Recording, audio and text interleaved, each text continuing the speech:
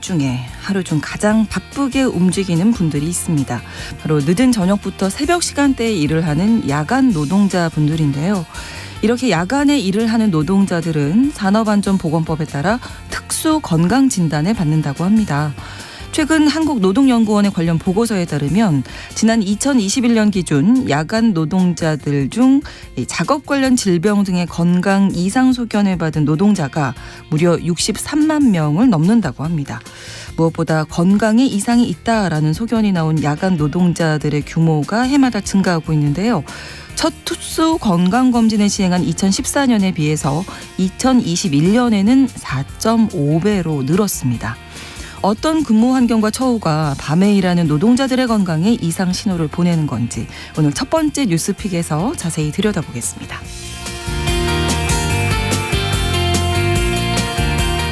오늘 브런치 초대석에서는 다음 주에 개막하는 제25회 서울국제여성영화제에 대한 이야기 나눠봅니다. 한 영화제를 25년간 개최한다는 것 생각보다 쉬운 일은 아닐 텐데요. 지난 1997년 여성의 눈으로 세계를 보자라는 의미를 담아 시작됐던 영화제로 올해는 우리는 훨씬 끈질기다라는 슬로건을 갖고 관객들을 만난다고 합니다. 훨씬 끈질기다 어떤 의미인지 궁금하시죠? 잠시 후 브런치 초대석에서 만나보겠습니다. 8월 18일 금요일 신성원의 뉴스 브런치 문을 여겠습니다.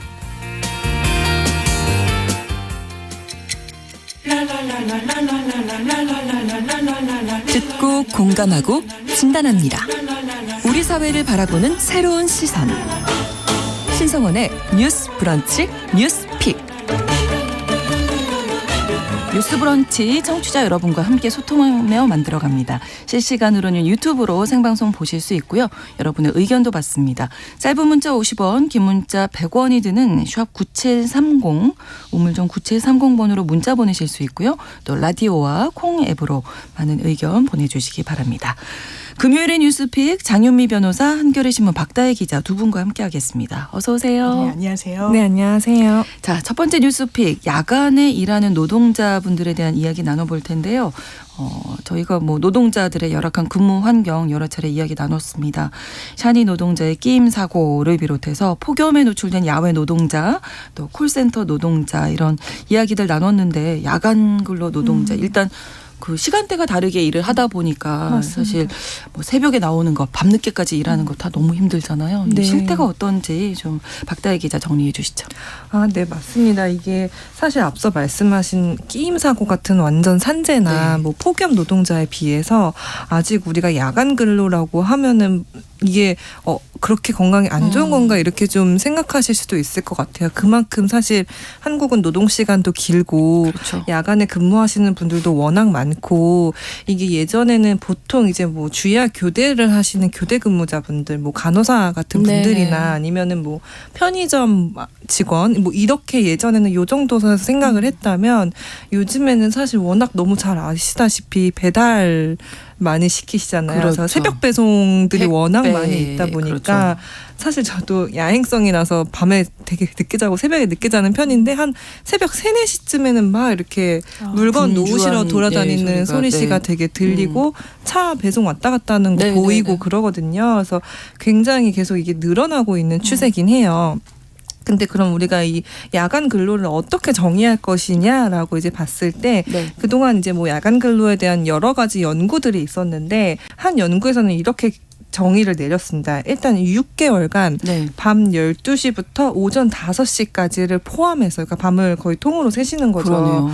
8시간 작업을 월 평균 4회 이상 했을 때 또는 6개월간 밤 10시에서 오전 6시까지 조금 더 넓죠. 이 작업을 월 평균 60시간 했을 때를 이제 좀 기준으로 하고 연구를 좀 이제 하셨더라고요. 근데 이 야간 근무라는 게 거슬러 올라가면 사실 40년대부터 국제노동기구 ILO에서 이거는 되게 위험하다라는 네, 네. 지적이 있었고 그럼에도 불구하고 이제 저희가 산업들이 좀 발달을 하면서 야간 근로는 피할 수 없는 거 아니냐라는 게 조금 더 대세가 돼서 이렇게 좀 계속해서 이루어져 왔었던 것 같아요. 네. 근데 이제 최근에 한국노동연구원에서 이렇게 야간 근무를 하는 근로자들의 어떤 건강 상태, 직업 관련 질병이 뭐가 있는지 이제 한번 조사를 해봤더니 건강에 좀 이상이 있다라고 이제 밝혀진 야간 근로자만 2021년 기준 63만 명이 넘어선 수치였습니다. 이거는 네.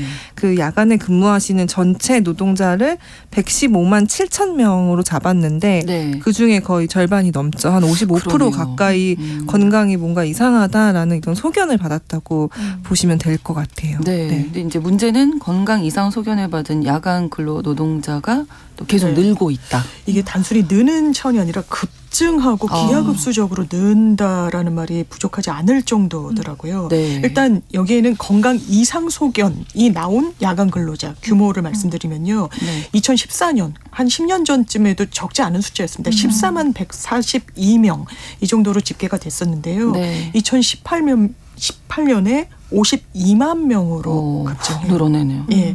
그리고 2021년도 집계치까지 나와 있는데 이게 2014년 첫 해 이 소견 규모를 집계낸 이후로 4.5배, 거의 5배 가까이 늘기 시작했다라는 겁니다.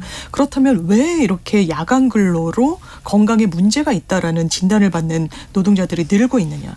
아무래도 이제 업종과 업태 이런 관련한 곳에 많이 좀 취직이 되시기 때문인데요. 일단 네. 코로나라는 하나의 분기점이 있었던 겁니다. 택배 시장 규모, 배달 규모가 너무 커졌고 새벽 배송이라고 해서 예. 아침에 배달하는 게 시장이 워낙에 커지다 보니까 이런 운수 창고 업에 종사하시는 분들 자체가 늘었어요. 그런데 이 운수 창고 업으로 한정지어서 이상 소견을 받은 근로자를 집계를 내보면 70%가 넘습니다. 71.6%. 네.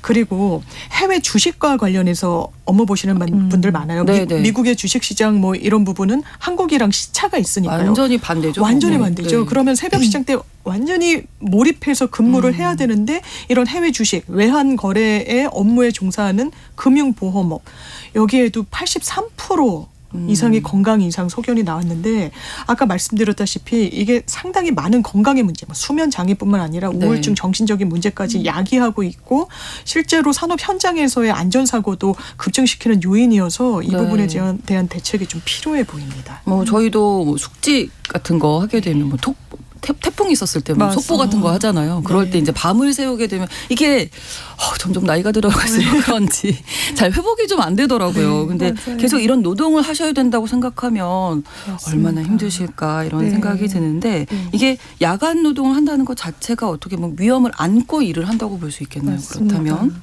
방금 말씀해 주신 대로 사실 저도 10대 때는 밤 되게 잘 샜거든요. 근데 밤 새고도 멀쩡하게 학교 가고 네. 공부하고 이랬는데 네. 이게 저도 지금 어려워요. 30대가 돼서 일을 하다가 뭐 어쩌다 한번 밤을 새기도 어렵거니와 조금 맞아요. 늦게만 자도 생체 리듬이 완전히 깨져가지고 그거를 적응하는데 다시 몸이 한참 걸리더라고요. 근데 네.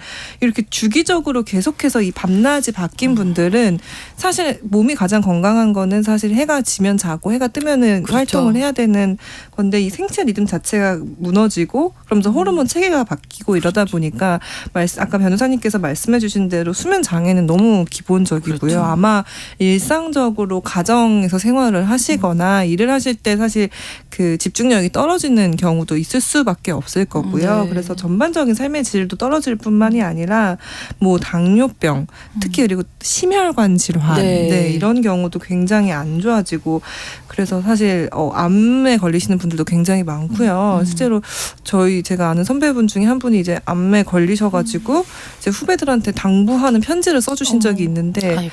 이제 이런 일을 하는 사람들도 밤에 일하는 걸 너무 당연하게 여기고 늦게까지 일하는데 절대 그러지 말아라 이렇게 네. 당부를 해주셨거든요. 근데 네. 정말 그만큼 이제 어두워졌을 때 내가 잠을 안 자는 것, 특히 보통 10시에서 2시 사이에는 꼭 자라고 하잖아요. 근데 그때를 지키지 못하고 계속 활발하게 깨어 있어야 되는 분들은 신체적으로 워낙 그 기능이 떨어질 수밖에 없고 아까 변호사님께서 잠깐 말씀을 해주셨는데 이게 우울증에도 사실 영향을 많이 그렇죠. 미친다고 해요. 그래서 네. 실제로 2017년에 국립안센터에서 이제 연구를 한 적이 있는데 그때 야간 교대 근무자들을 대상으로 조사를 해보니까 우울증 위험이 약 43% 그러지 않은 분들의 보다 훨씬 높다는 그런 연구 결과가 사실 나왔습니다. 그래서 네. 이게 정신적으로나 신체적으로나 사실 몸에 굉장히 무리가 가는 상황인 것임은 정말 분명한 것 같고 네. 밤을 새거나 잠이 부족하면 운동도 사실 하면 안 된다고 하거든요. 그 그것도 몸에 무리가 갈 수 있어서 근데 그럼 기본적인 어떤 나의 체력 관리나 이런 걸 하는데도 전반적으로 어려움이 생길 수밖에 없는 어떻게 보면 정말 열악한 노동 환경에 놓여 있다고 볼 수 있을 것 같습니다. 네, 그게 뭐 내가 이겨내야지 한다고 되는 게 아닌 거잖아요. 맞습니다. 그러다 네. 보니까 이제 근로자들 특수 건강 진단 대상으로 해서 야간 근로하시는 분들 이런 결과가 나온 건데 그렇다면은 법적으로 제도적으로 보호 장치가 좀 마련이 돼 있습니까? 어떻게 제가 되나요? 그 노동자들을 보호하는 가장 기본이 되는 법이 근로기준법 아니겠습니까? 그렇죠. 제가 네. 들어오기 전에 근로기준법에 야간이란 글자가 몇 번 나오나 했더니 딱 한 군데 사실 나와요. 이게 야간 근로를 규제하는 내용이 전혀 아니고요. 네. 야간 근로를 하면 통상임금의 1.5배를 줘야 된다라는 내용인 겁니다. 네네. 그러니까 근로기준법 자체에는 야간 근로를 제한한다거나 금지한다거나 하는 내용 자체는 들어있지 않아요. 실제로 한 택배회사 르포 기사를 보면요. 네. 이분들이 아침 7시라는 딱 기점상 모든 택배 물류 이 배송을 맞춰야 되는 겁니다. 눈이 엄청나게 온 거예요. 본사에 전화를 합니다. 이거 조금 연기해 줄 수 있느냐. 네. 그렇더니 다시 한번 윗선에 알아보겠다라고 하고 회신이 온 내용은 그러면 안 된다라는 거였어요. 그러면 지켜야 된다. 예, 어떤 7시. 불이익을 안느냐. 이 부분이 생계의 수단인 거예요. 그런데 이 구역을 다른 사람한테 넘겨버린다는 겁니다. 이 택배 업체 같은 경우에는.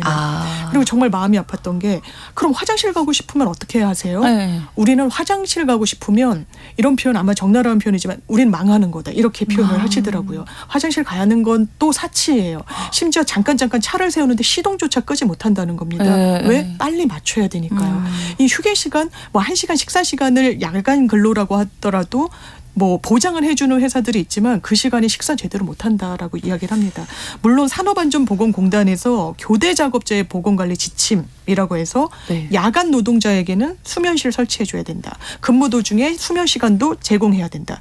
그리고 야간 근로자일수록 연장 근로는 더 시켜서는 안 된다. 노동 강도도 주간 때보다 낮아야 된다라고 하지만 네. 이런 현실을 짚어보면 오히려 노동 강도가 낮보다도 훨씬 강하고 실제로 이런 업계에 종사하시는 분들이 심근경색 갑자기 20대임에도 불구하고 그렇죠. 돌아가신 분들이 네. 있어요. 그렇다면 이런 부분과 관련해서 뭔가 꼭 우리가 정말 새벽에 택배를 받아야 할 정말 근본적인 필요성이 있는 것인가부터 다시 고민이 필요하지 않을까라는 생각이 듭니다. 그러네요. 기본적으로 이렇게 보장이 돼 있지 않다면 야간 노동자들에 대한 근무 환경 개선하는 게 쉽지는 않겠다 이런 생각이 드네요. 네, 그 변호사님이 말씀해 주신 대로 아직 우리나라 근로기준법에 약간 공백처럼 남아 있는 것 같아요. 그래서 이 야간 근로 노동에 대한 어떤 심각성을 인지하고 그거를 좀 어떻게 좀 규제를 하거나 어떻게든 어쨌든 최소화할 수 있는 방안, 불가피하게 예를 들어 간호사분들 같은 경우에는 24시간 대기가 필요할 수 있잖아요. 그러면은 그런 경우에는 뭐 한 번 근무를 하면 지금 사실 현실적으로 쉽진 않겠지만 그래도 충분한 휴식을 줄 수 있는 네. 방안 이런 것들을 좀 같이 고민할 필요가 있을 것 같아요. 왜냐하면은 사실 야간 노동, 주간 휴식 이런 근무 패턴상 계속해서 나의 휴식을 가져가는 게 어렵고 네, 좀 그런 방안을 좀 제도적으로 고민했으면 좋겠다는 생각이 들고 그 제가 최근에 어떤 지인분이 이제 올리신 글을 봤는데 이제 네. 본인이 실천하고 있는 것들을 이제 얘기를 하면서 가능한 그런 새벽 배송도 시키지 않는다. 네. 가능한 그 제가 되게 애용하는 서점, 인터넷 서점이 있는데 거기도 갑자기 어느 순간 우리 빨리 배송해 줄게 하면서 새벽 2시에 맞아요. 오고 막 이러더라고요. 근데 그래요. 그렇게까지 필요 없거든요. 우리가 이거 사실 소비자분들도 좀 네. 같이 고민해 줬으면 하는 문제인 것 같아요. 물론 네. 당연히 제도적으로 보완 필요하고 법적으로 휴게 시간을 어떻게 보장해 줄 것인지 이런 건강 관리를 어떻게 해주게 만들 것인지 그리고 아까 말씀하신 택배 회사처럼 그런 건강을 전혀 고려하지 않고 오로지 소비자만을 위해서 무조건 오전 7시까지 배달해라고 하는 업체를 우리가 어떻게 적절히 규제할 수 있을 것인지에 대한 방안도 고민을 해야 되고 네. 일단 내가 뭘 실천할 수 있는지도 같이 저는 좀 기왕 그러게요. 고민했으면 좋겠다는 네. 생각이 들어요. 네. 나의 편리만을 너무 생각한 건 네. 아닌가 이런 반성도 네. 또 네. 해보게 되는데 뭐 다른 나라에서는 이 야간 노동 너무 과도하게 하는 네. 걸 좀 규제하는 것도 그러니까요. 있죠. 예, 제도적으로. 아이로에서도 아까 짚어주신 대로 이미 1940년대 야간 근로는 하면 안 된다라고 선언을 했어요. 이게 분명히 위험 요인이니까 그렇습니다. 건강에. 그런데 그 이후에 이 산업 현장에서 야간 근로를 안 할 수가 없다 보니까 그러면 야간 근로 노동자들을 보호하는 방향으로 좀 바뀌긴 했는데요. 네. WHO에서는 야간 근로를요 아예 2급 발암 물질로 규정을 하고 있습니다. 이게 왜냐면 발병률이 낮 근로자들보다 훨씬 높게 나오거든요. 네, 네. 국내에서도 마찬가지예요. 산업안전보건법상 이건 위험 요인이라고 하고 있습니다. 제가 예전에 했던 소송 중에 대형마트 시간 규제를 하는 것이 네, 네. 있었어요. 그런 조례를 만든 지자체들을 상대로 이 마트에서 했는데 소송을 제기했는데 그때 쟁점 중에 하나가 근로자의 야간 그리고 건강권과 관련한 부분도 하나의 쟁점이었습니다. 24시간 마트를 열고 이랬었거든요. 그러면 이게 전통시장을 침해하는 부분도 있지만 그때 근무하는 근로자들의 건강권에 대해서 재판부가 묻더라고요. 그러네요. 그래서 이런 부분이 굉장히 위험 요소고 아까 우울증 얘기가 계속 나오는데 기본적으로 밤에 일하는 그 특수 상황뿐만 아니라 가족이랑 식사 한번 하기가 어렵다라는 거예요. 그러니까요. 외식 한번 할 수 없고 대화가 단절되고 사회적인 유대관계가 끊어지게 된다는 겁니다. 뭐 친구도 못 만나죠. 예, 뭐 시간대가 전혀. 다르다 보니까. 그래서 이런 부분과 관련해서 낮 근무로 유인할 수 있는 그런 유인책이 있다면 굳이 야간 근로가 필요하지 않다면 근데 문제는 이제 자본의 논리인 것 같아요. 그래서 한 라면 제조 회사 같은 경우에 네. 이제 한류다 뭐다 그리고 한국 식품들을 많이 먹는 게 드라마에도 많이 나오잖아요. 해외에서 발주가 쏟아졌던 겁니다. 그래서 야간 근무를 막 하고 24시간 돌리고 공장을 가동을 하니까 안전사고가 상당히 많이 늘어났다라고 하고요. 실제로 SPC 끼임 사고 네. 그때도 새벽 시간이었어요. 시간이었어요. 맞아요. 네. 그래서 이게 안전사고랑도 다 연관이 되기 때문에 참 안타깝습니다. 네, 우리가 사회적 인식도 변화하는 게 필요하다 이 부분 지적을 해주셨고요. 이런 가운데 바다에서 일하는 노동자분들이죠. 이 선원들이 매년 100명 가까이 목숨을 잃는다는 얘기가 있는데 이건 어떤 건가요? 저 최근에 이 뉴스를 보고 조금 놀라긴 했어요. 왜냐하면 사실 바다에서 일하는 분들을 일상적으로 우리가 마주할 그렇죠. 일이 없다 보니까 네. 이렇게까지 바다에서 돌아가신단 말이야 하고 좀 되게 놀랐는데 실제로 사실 해양수산부의 중앙해양안전심판원에서 해양사고를 매년 통계를 잡고 있더라고요. 근데 이게 2019년엔 79명, 2020년엔 90명, 2021년엔 89명, 그리고 최근에는 83명 이렇게 사망을 하시거나 실종이 되는 경우들이 매년 이렇게 발생을 하고 있고 그럼 이게 왜 일어나나 이렇게 봤더니 어선 간 충돌을 하는 경우가 가장 많고요. 그다음에 좀 안전사고가 일어나는 경우도 있고 뭐 화재나 폭발, 뭐 전복사고 뭐 이런 것들이 좀 일어나더라고요. 그리고 사실 단순 사고라고 분류되는 것들도 있는데 그거는 이제 뭐 그 배 내부에 있는 어떤 기관이 손상해서 이제 발생하는 네네. 사고들이 있어서 생각보다 꽤 여기서 이 안전사고라는 게 대부분 보니까 사실 바다로 추락을 하시는 경우도 있고요. 아예 목격자가 없는데 실종이 되셨는데 못 찾는 경우도 있고 네. 이 어구를 쓰시는 경우가 있는데 네네. 어구를 쓰다가 이렇게 뭔가 신체를 뭐 맞거나 이렇게 해서 부상을 입고 사망을 하시는 경우도 있더라고요. 그래서 이게 우리가 사실 평소에 잘 보이지 않아서 잘 드러나지 않았던 그러네요. 부분의 사고인 것 같아요. 네. 예, 매년 이렇게 비슷한 사고가 발생하고 있다면은 이 선원들에 대한 안전 장치, 뭐 관리 네. 제도적으로 또 필요하겠네요. 이 예. 부분도. 이게 규정은 있는데요. 예. 문제는 뭐냐면 다 흩어져 있는 게 문제인 겁니다. 이게 안전사고를 대비할 수 있도록 산업안전보건법 기본적으로 근로 현장에서 안전하게 근로를 제공할 수 있도록 규율하는 좀 총체적인 법이 있죠. 그리고 선박안전법, 어선법, 선원법 여러 법이 있는데 이게 하나로 일원화돼서 제대로 관리가 되는 게 아니라 주무부처도 너무 다른 거예요. 이를테면 이런 식입니다. 지금 배에서 떨어지거나 부딪혀서 큰 인명사고로 이어지는 경우를 짚어주셨는데 네. 20톤 미만의 어선 같은 경우에는 이게 고용노동부의 관리입니다. 산업안전보건법이 적용이 돼요. 그런데 규모에 따라서 20톤 이상의 어선이다라고 하면 또 선원법을 규율하는 해양수산부의 관할입니다. 이게 다 이원화돼 있다 보니까 어디 하나가 주무부처다라고 하기가 어려운 부분이 있어서요. 이게 현장에서는 또 혼선이 있는 부분이 있고 이런 문제 제기가 있어서 2021년도에는요. 경산의회 이게 대통령 직속 기구입니다. 네. 거기서 어떤 합의문을 발표를 했느냐. 어선원의 노동환경 개선을 위해서 힘쓰겠다. 노력하겠다라고 선언을 했는데 이게 강제적인 규정 같은 걸 갖고 있지 않고 말 그대로 구호 선언에 그치다 보니까 실질적으로 와닿는 안전대책으로 이어지지가 못했던 거예요. 그래서 계속해서 해마다 제가 해양수산부에서 낸 보도자료도 봤더니 이거 미리미리 점검해서 바다에 나가면 큰 사고로 이어지지 않습니다 정도의 안내를 하고 계시는데 물론 거기에 플러스 알파 되는 대책도 강구를 하시겠지만 이건 정부 차원의 대책이 필요한 사안이지 않을까 생각해 봅니다. 그렇습니다. 저희 이 청취자 여러분들이 또 의견 많이 보내주고 계신데요. 8625번으로 저는 주간 근무인데 저희 아내는 부인은 야간 근무를 격주로 하신대요. 야간 근무하고 퇴근하는 우리 부인 모습 볼 때마다 안쓰럽습니다. 남겨주셨고요. 7537번으로 특수 건강검진 가능한 병원도 알아보게 되면 별로 많지 않고 접근성도 낮습니다. 이렇게 현실적인 문제 짚어주셨고요. 김미숙님, 새벽 배송은 소비자보다 택배사에서 더 강조하고 마치 큰 자랑처럼 광고를 하더라고요. 택배사의 과한 욕심인 것 같습니다 하셨습니다. 콩으로 새벽 배송을 통해서 누군가는 일자리를 얻은 사람도 있는데 소비자가 사용을 안 하면 그들의 수입은 누가 대체를 해줄까요?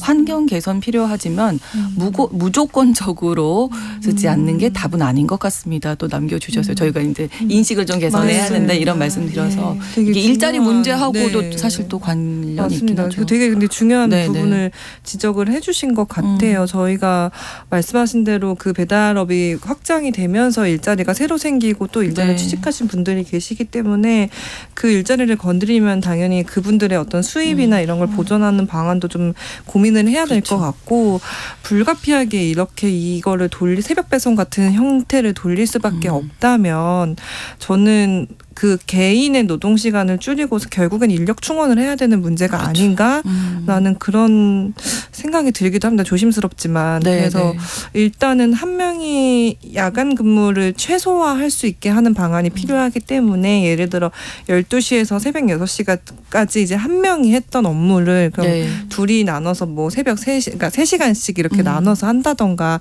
그렇게 최소화하는 방안도 좀 고민을 해야 되는데 그러려면 사실 결국엔 기업이 또 투자를 해야 되는 문제이긴 하거든요. 그래서 저희가 말씀해 주신 대로 뉴스 브런치에서 노동 환경에 대한 얘기를 정말 많이 했는데 우리가 아직도 여전히 한국이 또 근데 이 엄청난 노동력으로 성장한 나라다 보니까 이 노동 시간, 노동 환경 이런 게 아직도 여전히 열악한 부분이 굉장히 많은 것 같아요. 그래서 야간 근로를 포함해서 이 노동 시간에 대한 문제가 조금 더 적극적으로 논의가 되고 그런 일자리 문제까지 해서 좀 사회적 합의를 많이 이루어져 나갔으면 하는 그런 생각이 듭니다. 네, 장유미 변호사님. 네, 정말 공감이 되고 이게 누군가에게는 생계 수단이고 일자리인 부분이 분명히 있거든요. 그것을 없애는 게 정답이다. 이렇게 섣불른 판단은 정답은 아닐 수 있고요. 그 안에서 지금 박 기자님 짚어주신 대로 뭔가 대안을 모색하고 건강권을 가급적 지켜주는 방향으로 여러 환경이 개선돼야 되는 거 아닌가. 항상 너무 간단한 방법은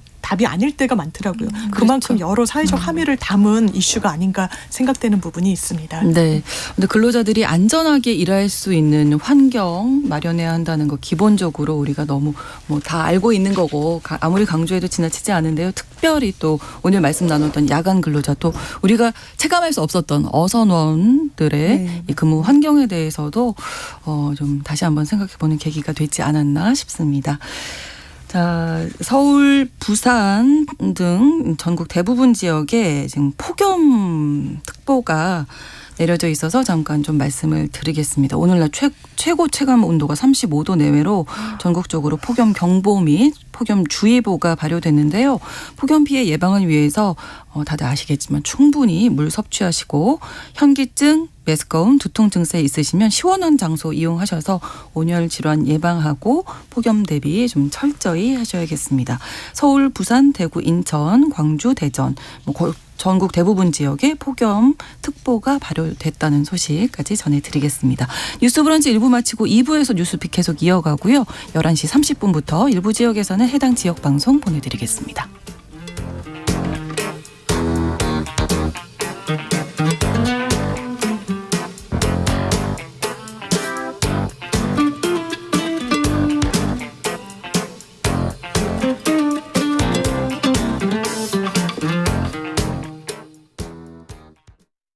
지금 시각은 11시 30분입니다.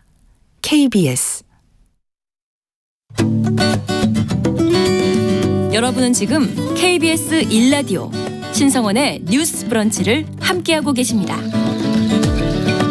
두 번째 뉴스픽입니다. 최근 정부가 외국인 유학생을 2027년까지 30만 명 수준으로 늘리겠다 이렇게 발표를 했습니다. 저출산의 학령 인구 감소에 따른 위기감에 나온 정책으로 보이는데요. 자, 구체적으로 어떤 내용 발표했는지 박다희 기자님 정리해 주시겠습니다. 네, 어제 교육부가 이제 발표를 한 내용이고, 전체적으로 일단 큰 목표는 2027년까지 외국인 유학생 30만 명을 국내에 유치를 하겠다는 그런 계획입니다. 그럼 우리가 지금 외국인 유학생이 몇 명이냐 이렇게 네. 보면 지난해 기준으로 한 16만 7천 명 정도 되거든요. 그럼 거의 2027년까지 두 배 가까운 인원을 이제 늘리겠다는 거고, 네. 그다음 그 중에서 이제 학위 과정을 실제로 대학교에서 밟고 있는 유학생을 현재 뭐 12만 명 정도인데 이걸 22만 명까지 늘리겠다. 그래서 뭐 이런 유학생 수를 한 세계 10위권 안으로 늘어날 수 있게 만들겠다라는 이제 이런 걸 제시를 했는데, 아무래도 말씀해 주신 것처럼 일단 학령 인구가 너무 줄어들고 있고, 그러다 보니까 사실 지방 대학들은 이미 폐교를 한 곳도 많고 그렇죠. 되게 위기에 놓인 곳들이 많아서 네. 여기를 좀 살릴 수 있는 방안을 고민하면서 우리가 조금 더 기회를 열겠다라고 이제 밝혔고, 네. 그러기 위해서 우리가 뭘 할 것이냐라고 했을 때 입학 기준을 조금 완화해 주겠다는 거예요. 왜냐면 현재는 유학생 입학 기준이 한국어 능력 시험을 따로, KBS 한국어 능력 시험 말고 또 네, 별도가 네, 네. 따로 그렇죠. 있는데 외국인 네. 대상으로 3급 이상 혹은 2급을 딴 뒤에 한국어 집중 교육을 이수한 뒤에 들어올 수 있게 돼 있는데, 네. 이거를 4급으로 이거를 조금 낮추고, 네. 죄송합니다. 이게 올라갈수록 강화되는 건데 네. 졸업 요건은 현재 그걸 4급을 받아야 되거든요. 아. 근데 그 졸업 요건을 유지하되 입학 요건만 조금 우리가 완화를 해주겠다라고 했고, 그러면 우리가 유학생은 어떤 유학생들이 들어오는 것이냐라고 좀 물음을 가질 수도 있을 것 같아요. 근데 일단은 정부가 제시한 이제 우선 이제 고려하는 국가는 폴란드, 아랍에미리트, 보통 저희가 UAE라고 하죠. 아랍에미리트 쪽인데, 여기가 왜 그러냐면 한국이랑 이제 경제 협력을 계속 하고 있는 국가라는 네. 점을 고려를 했다는 거예요. 그래서 한국과 폴란드는 현재 방산 산업 관련해 가지고 경제 협력을 맺고 있고, 네. 아랍에미리트랑은 이제 원자력 발전을 중심으로 또 이걸 맺고 있기 때문에 그렇게 좀 같이 경제 협력 수요가 높은 국가들, 또 인도, 파키스탄 이쪽은 워낙 이공계 인재분들이 많은 나라다 보니까 이분들의 이런 인재들을 적극 유치하겠다라고 지금 일단 밝힌 상황이긴 합니다. 이게 근데 성공적으로 이제 정착할 수 있을지는 조금 더 따져봐야 될 문제겠죠. 네. 해외 유학생을 대거 늘리겠다. 이 네. 이유 가장 근본적인 이유는 학령 인구가 감소하고 있다는 겁니다. 예. 특히 지방대학 위기 심각하다라는 거죠. 일단 출산율 너무나 낮아지고 있어서 학교로 진학하는 학생들 숫자 자체가 줄었고, 그게 지방은 훨씬 심하다는 겁니다. 네. 그리고 대학도 서울과 수도권 인근 대학을 선호하고 지방 일부 거점 이 국립대학을 제외하고는 선호도가 좀 떨어지니까 그렇죠. 그 인근의 상권이라는 부분도 같이 침체가 되는 거예요. 그러니까 정부에서는 사람이 부족해, 학생 수가 적어졌어. 그럼 외국에서 다른 학생들을 사실상 유치하자라는 개념이라고 볼 수가 있는 건데요.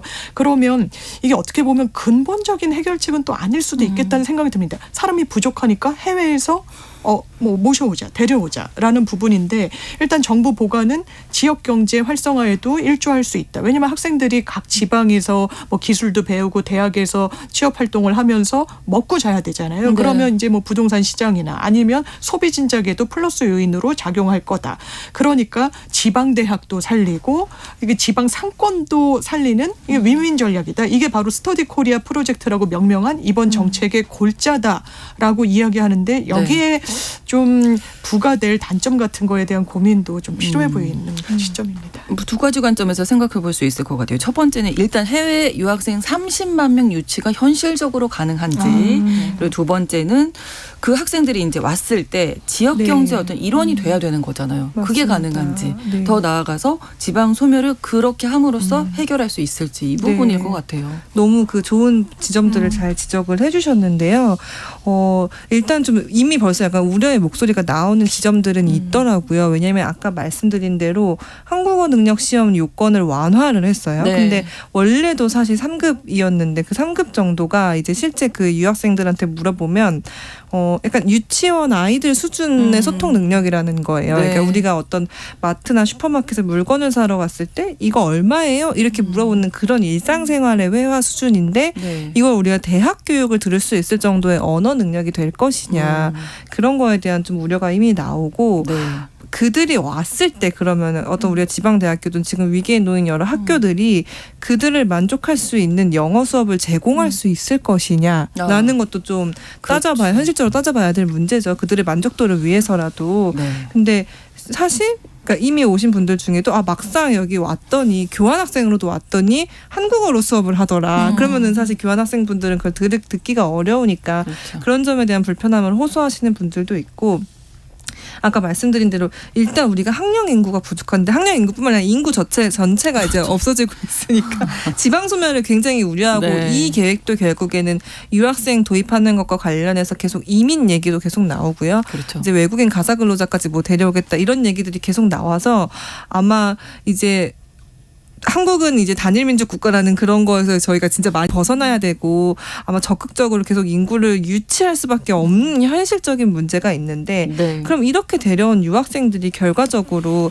우리나라에 머물면서 그 노동력 부족한 우리의 노동력을 수행하면서 살 수 있어야 하는데 그런 정주 여건이 과연 마련이 된 것인가. 왜냐하면 지금 사실 농촌이나 지방에서 쓰는 외국인 그러니까 외국인 근로자들도 굉장히 그 열악한 환경에 놓여 있고 그렇죠. 저희 많이 짚었었잖아요. 네, 네, 근데 네. 그런 문제가 있는데 이제 이들이 과연 여기에 계속 학위를 따고 졸업을 하고 좋은 직장에 제대로 취업을 해서 인구로서 그 경제 생활을 하는 인구로서 정착할 수 있을 것인가? 여기도 아직은 좀 물음표가 남아 있는 상황이긴 해요. 그래서 현실을 와봤더니 한국이 정말 네, 살기 네. 좋고 좋고, 너무 네. 좋더라. 네. 그래야 계속 살고 싶어지는 맞습니다. 거잖아요. 그래서 궁극적으로 그렇게 30만 명 유치를 목표로 한다면 그런 점까지 같이 개선하는 방안이 뒤따라줘야 좀 가능한 거 아닐까라는 생각도 듭니다. 네. 이게 이런 학생들을 대학교에서 흡수하겠다는 건데 교수진, 학교 운영진의 불만 그리고 유학생들의 불만이 지금 짚어주신 대로 있는 거예요. 유학생들은 학교에 전혀 인프라가 제대로 돼 있지 않다. 우리가 영어나 공용어로 수업을 받을 수조차 없는데 거기에 대한 대책은 과연 마련돼 있는 건지. 그리고 유학생들 중에는 여러 스펙트럼이 있다라고 합니다. 그냥 학위를 따러 단순하게 온 학생들 대리 출석하는데 뭐 아르바이트 비용으로 얼마를 주고 수업에도 안 나가는 그런 기사들도 지금 나오고 있어요. 그리고 그렇다면 한국에 특히나 지방에 계속 정착해서 살 수 있는 동의는 마련돼 있는지. 왜냐하면 대학교 안에만 그 숙제를 넘길 사안은 아니거든요. 그렇죠. 계속해서 지방이 소멸된다라고 하면은 더 연장해서 대책을 가져가야 되는데 거기에 대한 대책은 있는지. 아마 법무부에서는 이민청을 만들겠다라고 해서 뭔가 일원화해서 관리하겠다라고 하는데 이게 사회 복합적으로 여러 단계의 대책이 좀 필요해 보입니다. 그렇습니다. 그렇다면 해외로 눈을 돌리기 전에 좀 우리 내부에서 어떻게 정책적으로 이 문제를 해결할 수는 없었는가 뭐 이런 생각도 해보게 되는데요. 사실 그런 뭐 청년 일자리 문제라던가 학령 인구 감소는 사실 지금은 피할 수 없는 상황인 그렇죠. 것 같아요. 예, 그래서 예. 지방대학 구조조정하는 곳이 굉장히 많이 있고 그거는 이제 지금 당장 풀릴 수 있는 문제는 아니라서 불가피하긴 한데 어떤 그런 아쉬움은 있을 수 있죠. 지금 국내 청년들도 취업을 어려워서 그리고 실제로 고용노동부가 책정한 어떤 고용 장려금 같은 경우도 다 안 쓰이고 불용이 되는 경우가 많다고 해요. 그러면은 이미 우리나라에 있는 청년들도 제대로 된 기업에 뭐 취직을 못 해가지고 어려운 경우가 있는데 과연 여기서 이제 학생들이 더 들어왔을 때 그들한테 안정적인 어떤 일자리까지 제공을 해줄 수 있을 것이냐 뭐 이런 점은 함께 짚어볼 필요가 있겠죠. 네. 예, 지방 소멸 대응 기금이란 게 이미 있습니다. 집행률을 봤더니 30%가 안 돼요. 26%.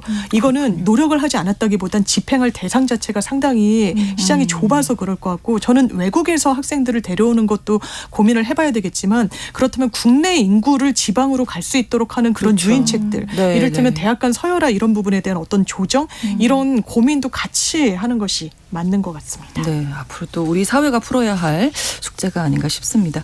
금요일의 뉴스픽 장유미 변호사, 한겨레 신문 박다혜 기자 두 분과 함께 말씀 나눴습니다. 고맙습니다. 감사합니다.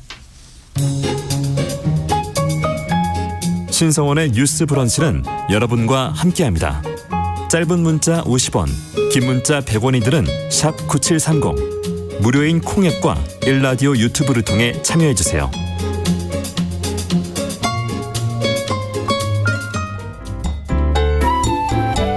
오늘의 인물을 만나봅니다. 뉴스 브런치 초대석. 다음 주에 제25회 서울국제여성영화제가 개막합니다. 한 영화제를 25년간 이렇게 이끌어 온다는 거 생각보다 쉬운 일 아닐 텐데요. 올해 슬로건이 우리는 훨씬 끈질기다 라고 합니다. 오늘 브런치 초대석에서 이 영화제 이야기 나눠보겠습니다. 이숙경 집행위원장 모셨어요. 어서 오십시오. 반갑습니다. 안녕하세요. 반갑습니다. 많이 바쁘실 텐데 이렇게 네. 나와주셔서 감사드립니다. 불러주셔서 감사합니다. 그 처음에 네. 이 97년도에 영화제가 시작한 거잖아요. 네. 어떻게 시작이 된 건지 그 역사부터 좀 거슬러 올라가 볼까요? 저는 그 당시에는 이제 그냥 관객으로 예. 동승아트홀 아세요? 예, 태화동에? 그럼요. 대학로에. 예, 네. 지금은 극장이 아닌 걸로 알고 있는데 거기서 아, 그렇군요. 1회 영화제가 열렸고 네. 그냥 그때 전 대학원생이었을 거예요 아마. 영화를 막 예. 와 너무 좋다 이러면서 네. 그때 뭐 침묵에 관한 의문 이런 영화도 했었고 네.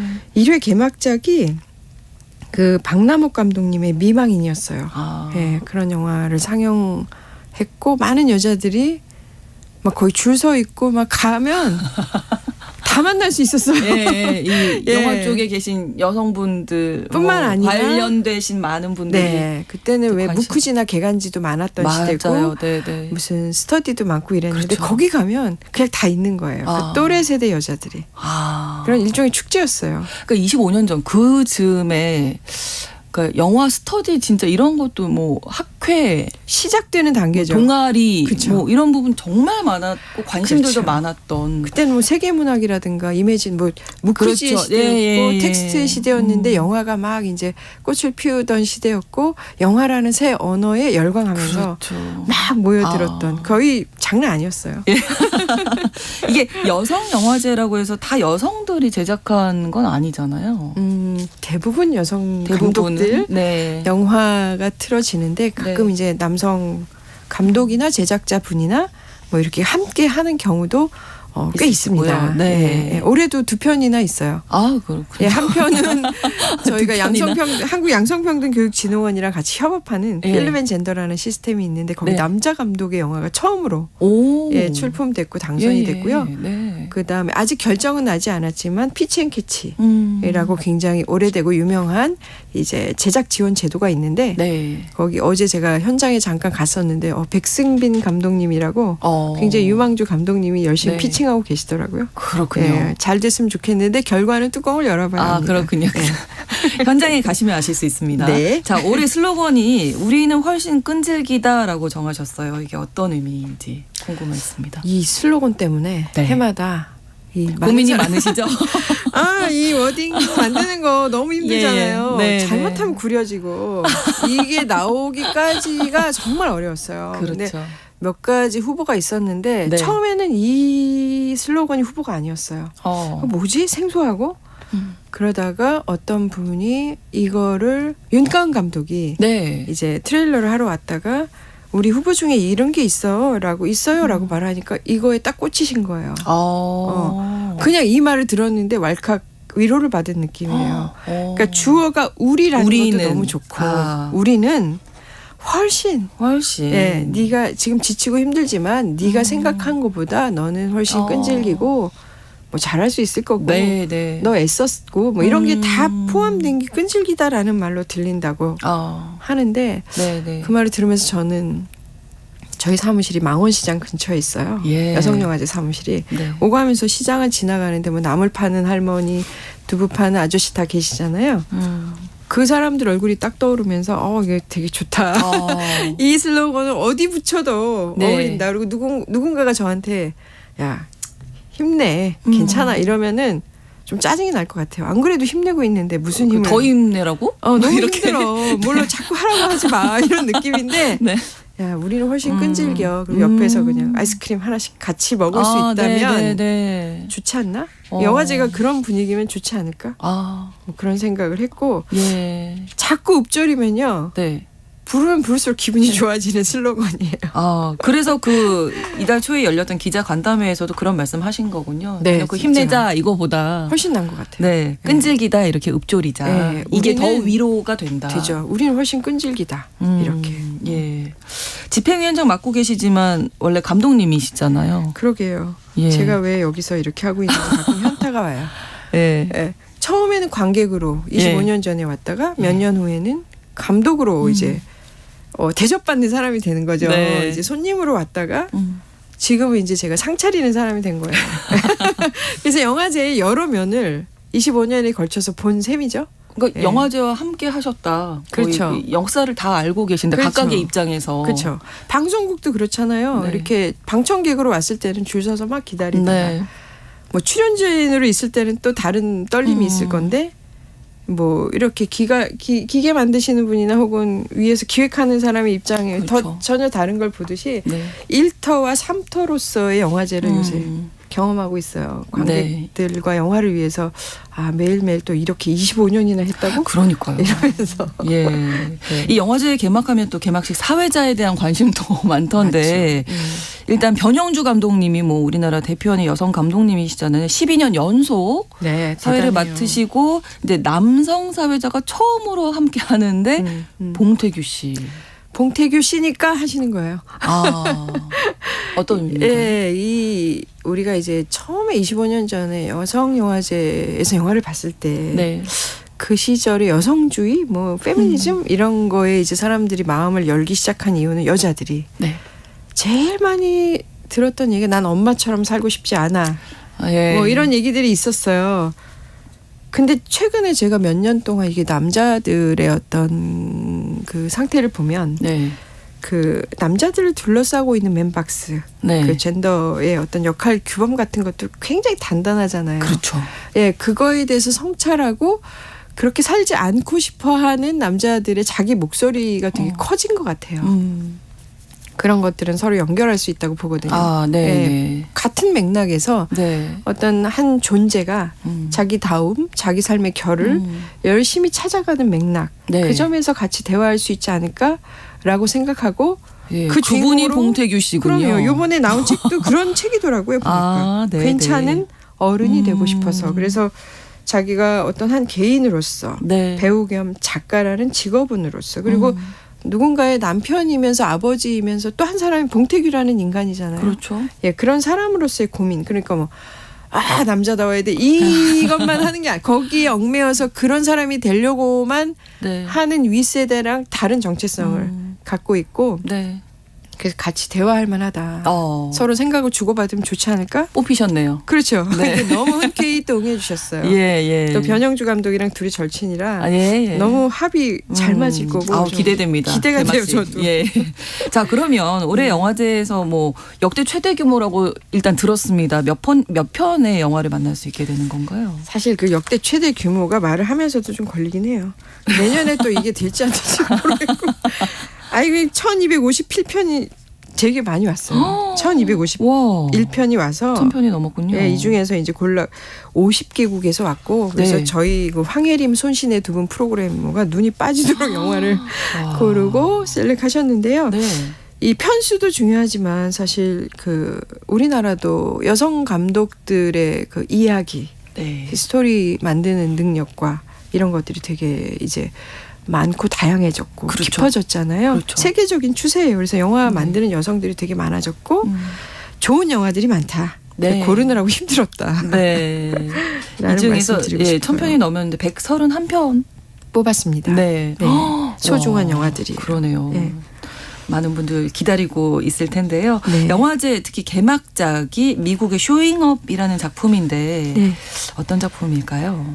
혹시 켈리 라이카트 감독님 아세요? 퍼스트 카우라는 네. 영화로 저는 이제 너무 감동받았고 제가 또 개인적으로도 무척 좋아하는 감독님이신데 네. 이분의 이 쇼잉업 가져오느라고 많이 썼습니다. 그러셨군요. 예, 굉장히 오랫동안 정말 끈질기게 공들이신. 공들여서 이 영화가 이제 거의 코리안 프리미어, 아시아 예. 프리미어로 오게 된 거고요. 네. 이분은 이제 그 미국의 독립영화 감독이지만 굉장히 대중적으로도 호감도가 높아서 많은 분들이 이제 좋아하시는 그런 감독님이시고요. 여자 네. 감독님이시고 저랑 동갑이더라고요. 젊으시겠네요, 보니까. 그러면. 예, 그렇습니다. 아주 네. 젊은 감독이십니다. 예. 예, 그래서 올해 2022년에 네. 칸느 영화제 국제 경쟁 부분에 오른 화제작이기도 하고 네. 근데 뭐 이런 상을 받았다 이런 것도 매우 중요하지만 이분이 굉장히 절묘하게 네. 장면화하시고 인간의 감정을 다루는 자기만의 독특한 연출력이 있어서 네. 영화를 하시는 분들이 굉장히 매력적으로 느끼고 흠모하고 존경하는 감독님이시고요. 이게 최신작이기 때문에 그 티켓 오픈하자마자 47 거의 1분 만에 다 그냥 매진됐어요? 예, 끝났어요. 예, 매진. 그러면 어떻게 볼 수 있을지. 예, 예, 오실 좀, 거예요? 예. 개막신이. 예, 기다려야 되겠네요. 네. 예. 곧 개봉하지 않을까 싶기도 합니다. 네, 쇼핑업이라는 작품. 그 네. 외에도 경쟁 부분, 또 새로운 네. 물결 섹션, 한국 최초의 여성 감독이신 박남옥 탄생 100주년 맞아서 특별전도 준비하셨고, 뭐 이런 다양한 부분도 좀 잠깐씩 소개해 주실까요? 네, 그 여성영화제 이제 저희 영화제 경쟁 섹션은 네. 발견이라는 이름으로 발견. 예, 호명하는데 이번에는 12편의 영화가 왔어요. 네. 뭐 카자흐스탄, 뭐 키르기스탄, 뭐 북유럽 그리고 한국 영화들 해서 12편의 영화 중에서 한 편을 뽑아서 이제 올해의 감독님 이렇게 상을 드리게 되겠죠. 네. 네, 근데 이 경쟁 섹션 저희 기준은 첫 번째 장편 혹은 두 번째 장편까지. 예, 그래서 네. 경력이 많으신 분들은 이제 뭐 새로운 물결이라든가 다른 섹션에서 저희가 또 다루고 있고요. 네. 예, 처음 영화를 만들기 시작한 자기 색깔을 만들고 있는 감독들을 대상으로 해서 경쟁 섹션을 꾸리고 있습니다. 어떻게 보면 초임 감독님들께 그렇죠. 좀 격려하는 의미로. 격려이면서 그 에너지를 존중하고 네, 네. 영화에서 감독이 자기 색깔을 지키는 게 그렇게 쉽진 않아요. 그렇죠. 돈의 세계에서 이제 그렇죠. 자기 예. 개성을 지켜야 되니까 응원하는 의미도 있고 네. 그다음에 중요한 게 저희가 아시아 단편 네. 예, 세계 국제 단편, 우리 단편에서 굉장히 공들이고 있는 섹션입니다. 단편 영화가 거의 씨앗이나 마찬가지잖아요. 그렇죠. 근데 돈은 안 되거든요. 이걸로 네. 수익이 나진 않잖아요. 얘가 뭐 현장에서 티켓팅하는 게 아니기 때문에 단편 영화를 상영하는 영화제들이 좀 많이 사라졌어요. 근데 저희는 끝까지 지키셔야 끈질기게. 됩니다. 네. 예, 우리는 훨씬 끈질기게 예. 지켜왔고 앞으로도 꼭 지키려고 합니다. 예, 많이들 네. 와서 이 단편 영화가 주는 함이나 내용이 또 되게 좋거든요. 네. 예, 많은 분들이 와서 보시면 좋겠습니다. 네. 한국에서 제작된 여성 감독 작품도 소개가 될 텐데 특별히 네. 화제작 소개해주고 싶은 작품 있으시면. 섹션을 아예 소개해드리고 싶은데 네. 지금 여기 한국 영화라는 섹션을 아예 저희가 올해 꾸렸어요. 네. 왜냐하면 우리나라 영화들이 예. 우리나라 여성 감독들이 영화를 많이 만드시고 좋은 영화들이 너무 많기 때문에 맞아요. 한 해의 영화들을 마치 이렇게 모아서 큐레이션해서 여러분들이 보시기 좋게 네. 예, 저희가 이렇게 좀 뭐랄까 꾸리는 파트라고나 할까요? 네. 예, 그래서 이번엔 그 정주리 감독의 다음 소위 네. 네. 라든가 황윤 감독의 수라도 네. 있고요. 김희정 감독님이 지금 어디로 가시겠습니까? 뭐 그 영화도 있고요. 그다음에 네. 신작들도 있고. 예. 그렇습니다. 혹시 놓치셨다면 와서 보시면 되죠. 예. 이번에 만나실 수 있습니다. 네네. 또 눈에 띈 부분이 올해의 보이스를 뽑으셨는데 지난 2019년부터 매년 우리 사회에 영감을 준 개인, 단체를 수상자로 선정을 하시는데 많은 의미가 있더라고요. 네. 수상하신 분들을 몇 면을 보니까. 그렇죠. 꼭 우리가 영화제긴 하지만 네. 어떤 이야기를 세상에 하는 사람으로서 네. 자기 목소리를 가지고 활동하시는 분들을 선정했는데 올해는 특히 한국 여성재단이랑 함께 후보자를 네. 골랐어요. 그래서 네 분의 팀과 개인에게 이제 올해의 보이스 상을 수상하게 되었습니다. 네. 예. 좀 소개를 해주실까요? 예, 최말자님은 56년 만에 미투를 통해서 성폭력 피해자의 정당 방위 문제를 다시 한번 수면으로 올리신 분이에요. 그렇죠. 네. 그러니까 되게 이분도 그냥 계속 포기하지 않고 그렇죠. 갖고 오신 분이고요. 네. 그다음에 성소수자 당사자의 운동을 넘어서 성소수자와 함께 사는 방법을 앞서 실천하고 있는 성소수자 부모 모임에도 올해 보이스상을 수상하게 되었고요. 또 한 분은 김경신님이라고요. 건설 현장에서 오랫동안 타워 크레인 탑 기사님이세요. 네. 예, 중장비 장비나 이렇게 건설 현장에서 여성 노동자들이 많이 일하고 계시고 그분들의 어떤 그 일터에서 권리 이런 것들을 대변해 오신 김경신님 올해 보이스로 또 저희가 선정했고요. 네. 그 다음에 특별상은 그 인천 여성영화제.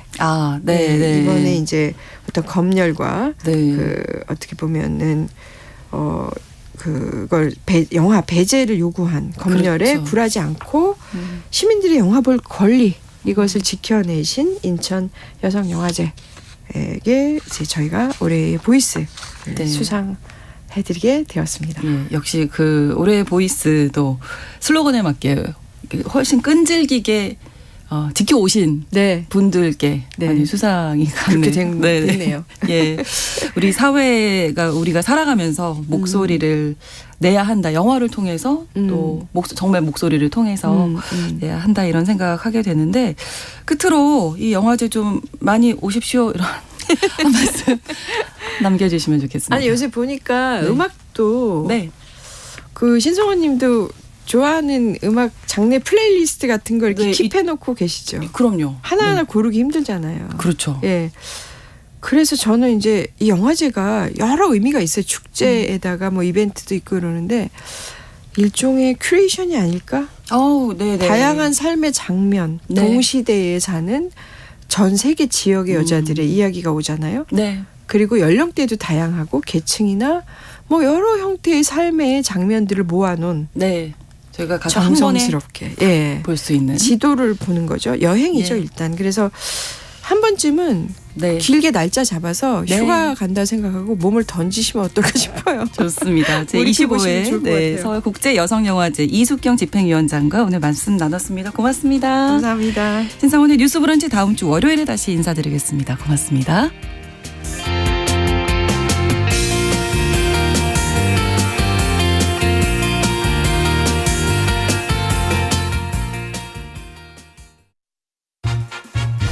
오늘 가장 중요한 뉴스를 빠르고 정확하게 알려주는 곳이 있다.